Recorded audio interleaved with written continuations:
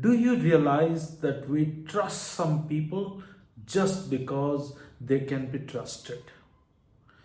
It's not because they are most capable or most wise or most intelligent. They are trusted because they are trustworthy. Have you thought about this?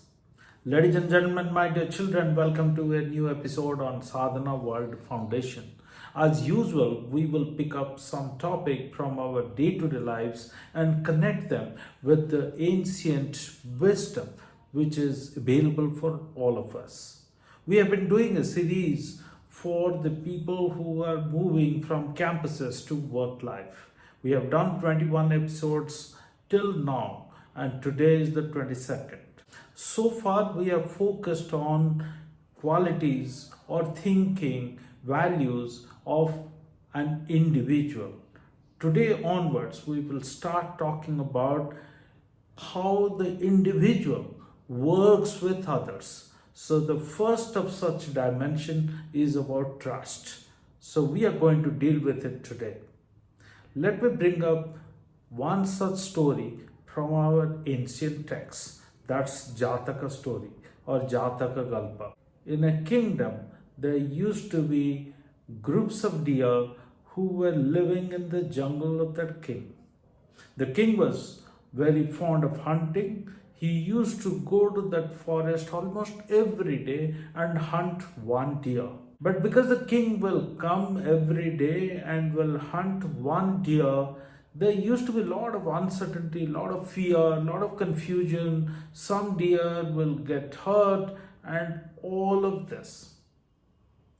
Interestingly, in that jungle, the deer were divided into two groups and there were two group leaders. One group was led by a deer called Golden Banyan. This deer was old like a banyan tree, but was well respected amongst his followers. Another group had also a very young, capable, dynamic leader, had also a great followership.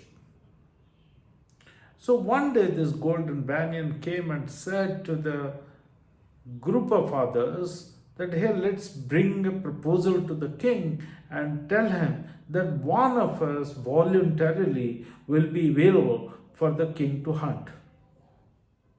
Others will be made safe. They would announce a day in advance to the king that tomorrow this deer will be available for hunting. So life became a little simpler because king accepted this proposal.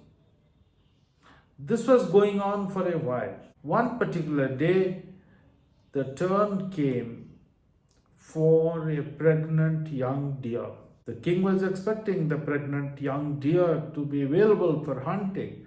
But that day in the morning, this deer was crying and was requesting her leader, who's the young leader, to find an alternative because she wanted to deliver the children and then be available for the king for the hunting. But her leader was very clear that the rule which has been established has to be followed and there is nobody who can go as a replacement for this pregnant young deer. So without any solution, this young deer was feeling extremely sad, depressed and frustrated. Someone advised her to go and approach to the old deer, which is Golden Banyan. And Golden Banyan was sympathetic, listened to this young deer and said, no worries, I will go myself to the king. So he offered himself to be hunted by the king. The king was surprised that the pregnant young deer wasn't available, rather the leader himself was available for hunting. The king was really moved by the gesture made by this young deer. The king stopped hunting from that day. King had a transformation of his mind, and this banyan was trusted not only by the king but also by the all the deer who lived in that jungle. Something magical happened, isn't it? So, what created that trust? Why do the deer in the forest started having trust in Banyan lot more than what they used to have in the past? This is because of a behavior of sympathy, the behavior of listening, the behavior of supporting somebody in distress.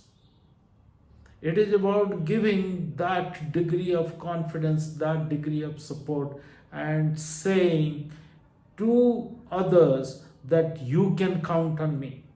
I am there to support you.